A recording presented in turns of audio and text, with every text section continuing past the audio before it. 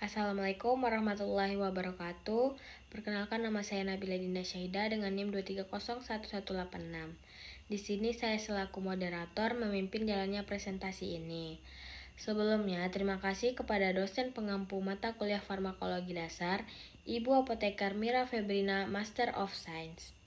Sebelum memulai presentasi, saya ingin memperkenalkan anggota kelompok saya, yaitu Afla Angelia dengan NIM 2301149. Saya Dina Yeski dengan NIM 2301154. Saya Flora Trialdinda dengan NIM 2301169. Saya Meliana Putri dengan NIM 2301175. Saya Keriani Agustin dengan NIM 2301181. Nama saya Putri Mesya Distira dengan NIM 2301188. Saya Sakti Ramadhan Nasution dengan NIM 2301192. Nama saya Nabila Dinda Syahida dengan NIM 2301186.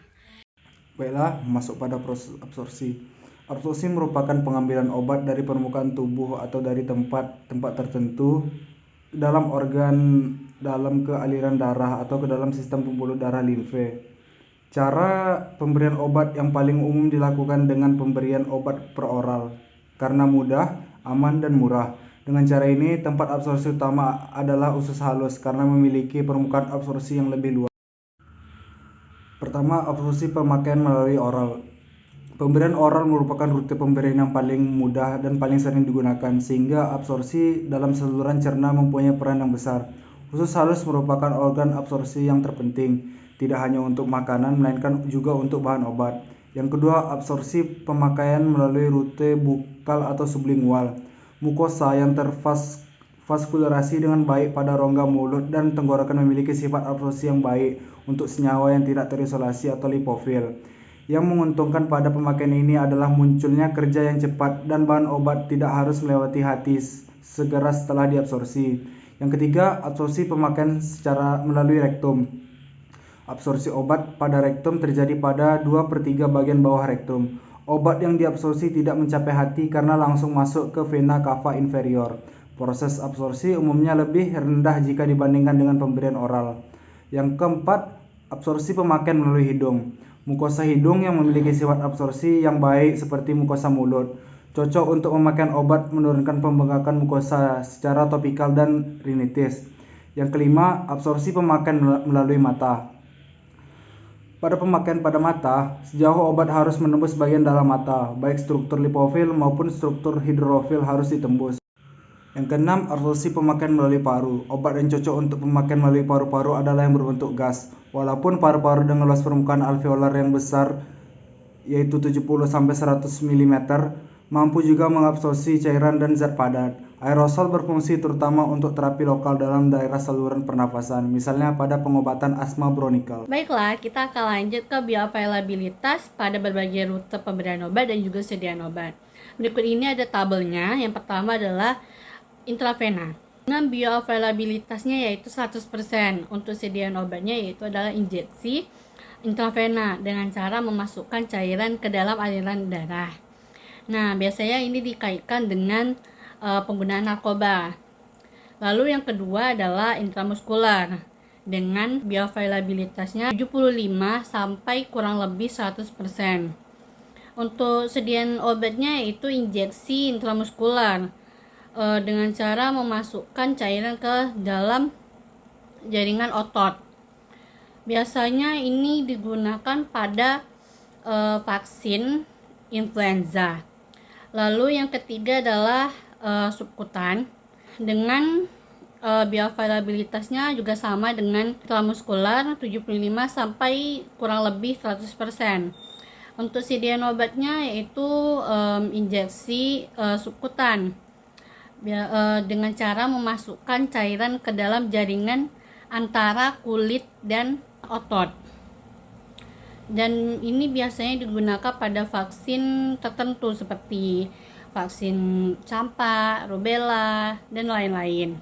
Lalu yang keempat adalah oral dengan bioavailabilitasnya 5 sampai kurang dari 100%, yaitu sediaan obatnya dengan cara yang berhubungan dari mulut, yaitu seperti tablet, kaplet, kapsul, sirup, emulsi, dan lain-lain. Lalu yang keenam adalah inhalasi dengan bioavailabilitasnya yaitu 5 sampai kurang dari 100%. Nah, untuk sediaan obatnya itu adalah suppositoria dengan cara memasukkan ke bagian rektum atau anus. Lalu yang terakhir adalah yang ketujuh, transdermal dengan bioavailabilitasnya 80 sampai kurang lebih dari 100%. Nah, untuk sediaan obatnya itu bisa contohkan seperti koyo, plester. Biasanya penggunaan ini tuh pada permukaan kulit luar. Membran sel dan mekanisme transport obat melalui membran. Yang pertama yaitu difusi pasif. Difusi pasif merupakan penembusan obat ke dalam membran sel dengan adanya perbedaan konsentrasi dan tanpa adanya bantuan. Perjalanan obat terutama dari kadar konsentrasi tinggi ke tempat dengan kadar konsentrasi lemah tanpa menggunakan energi. Difusi pasif tergantung terhadap beberapa hal, yaitu yang pertama ukuran dan bentuk molekul obat, yang kedua kelarutan obat dalam lemak, yang ketiga derajat ionisasi obat, yang keempat yaitu membran sel harus bersifat lipofilik sehingga sangat permeabel terhadap zat-zat yang larut dalam lemak. Yang kelima yaitu makin besar afinitasnya untuk lemak dan makin hidrofobik zat tersebut, makin cepat laju penetrasinya ke dalam membran yang kaya lemak. Yang keenam yaitu sebagian besar obat merupakan asam atau basah lemah. Yang ketujuh yaitu membran sel lebih permeabel terhadap bentuk trion atau molekul dari obat dibandingkan dengan bentuk trionnya. Mekanisme yang kedua yaitu transfer terfasilitasi atau difusi terfasilitasi. Difusi terfasilitasi disebut juga dengan difusi perantara karier, yaitu suatu mekanisme di mana molekul-molekul yang tidak larut dalam lemak dan terlalu besar untuk melewati saluran protein dibantu dengan karier. Karier merupakan molekul protein khusus pada permukaan eksternal membran. Mekanisme perpindahan ini tidak memerlukan energi. Difusi ini umumnya sama dengan difusi aktif. Perbedaannya, difusi ini tidak melalui gradien konsentrasi. Contoh klasik dari difusi ini yaitu vitamin B12, di mana vitamin B12 membentuk kompleks dengan faktor intrinsik yang diproduksi lambung kemudian bergabung dengan karier membran. Transportasi aktif prinsipnya sama dengan difusi terfasilitasi. Bedanya mekanisme perpindahan zat yang membutuhkan energi. Energi diperoleh dari aktivitas membran itu sendiri. Transportasi aktif adalah penyerapan menggunakan energi dari sintesis ATP karena senyawa memasuki membran melalui gradien. Proses ini sangat penting pada absorpsi obat di gastrointestinal dan sekresi ginjal dari beberapa obat dan metabolisme. Selanjutnya ada pinositis. Pinositis ini adalah suatu proses yang memungkinkan pelaluan molekul-molekul besar melewati membran, dikarenakan kemampuan membran membalut mereka dengan membentuk sejenis vesikula atau badan dibalut yang menembus membran. Membran akan membentuk suatu lekukan, kemudian obat akan diselimuti oleh membran, atau obat masuk dalam lekukan membran sel. Obat akan dibawa bergerak sampai ke pinggir membran, lalu obat akan dilepaskan ke dalam darah. Selanjutnya akan dijelaskan oleh teman saya. Faktor yang mempengaruhi absorpsi obat. Yang pertama ada sifat fisikokimia, pKa dan derajat ionisasi obat. Konsentrasi relatif bentuk ion atau molekul bergantung pada pKa obat dan juga pada pH lingkungannya. Kebanyakan obat berupa asam lemah atau asam basa. Absorpsi dengan cara difusi pasif hanya terjadi dalam bentuk tidak terionisasi atau molekul. Maka perbandingan obat tidak terionisasi sangat menentukan absorpsinya. pKa obat merupakan faktor penting apakah obat itu bila diberikan per oral diabsorpsi lebih banyak di lambung atau lebih banyak di usus. 2. Bentuk sediaan obat. Bentuk sediaan terutama berpengaruh terhadap kecepatan absorpsi obat, yang secara tidak langsung dapat mempengaruhi intensitas respon biologi obat. Bentuk sediaan pil, tablet, kapsul, suspensi, emulsi, serbuk, dan larutan. Proses absorpsi obat memerlukan waktu yang berbeda-beda dan jumlah ketersediaan hayati kemungkinan juga berlainan. 3. Besarnya partikel obat. Ukuran partikel bentuk sediaan juga mempengaruhi absorpsi obat. Makin kecil ukuran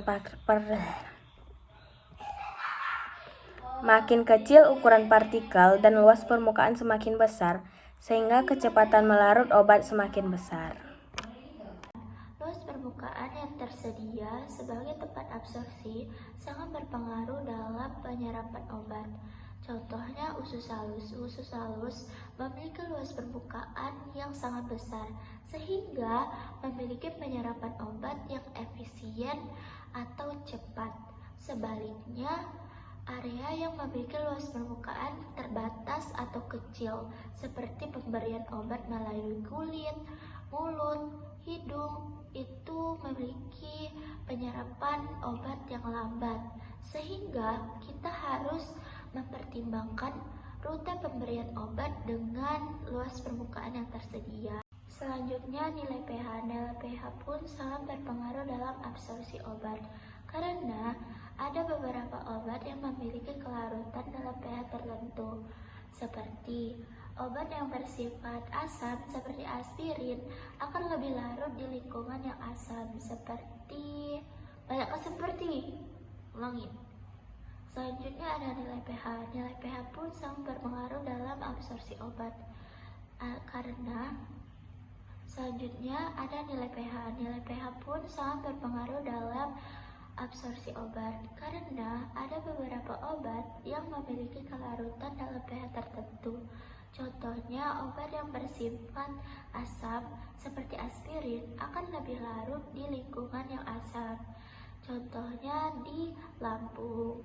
Nah, jadi aspirin itu lebih larut di lambung daripada di usus. Sebaliknya juga, obat yang bersifat basah akan lebih larut di lingkungan yang basah seperti amfetamin. Amfetamin itu lebih larut di usus daripada di lambung. Nah, yang terakhir ada cara pemberian obat. Cara pemberian obat pun sangat berpengaruh dalam absorpsi obat di dalam tubuh.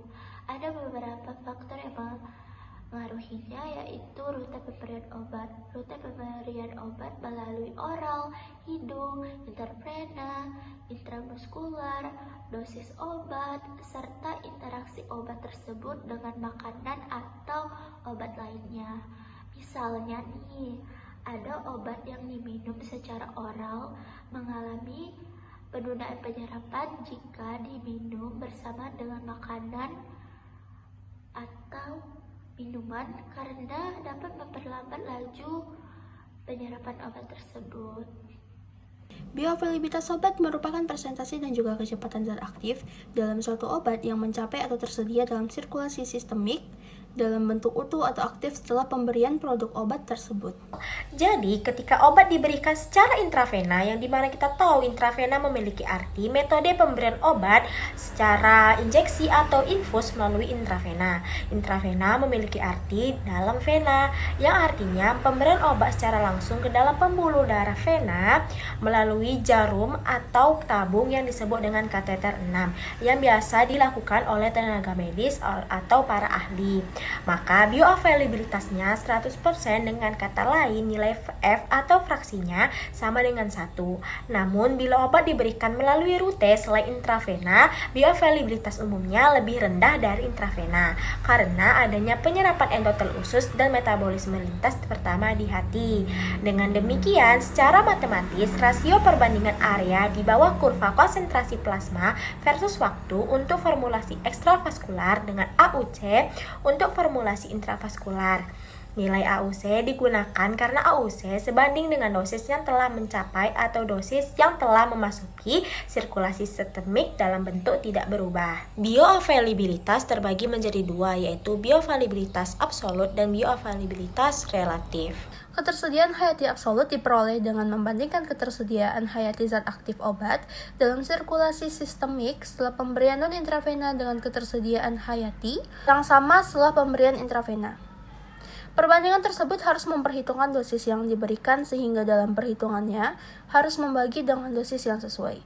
Di dalam farmakologi, untuk menentukan ketersediaan hayati absolut suatu obat harus dilakukan untuk mendapatkan konsentrasi plasma obat versus waktu untuk obat-obat yang diberikan secara intravena dengan obat-obat yang diberikan melalui rute selain intravena.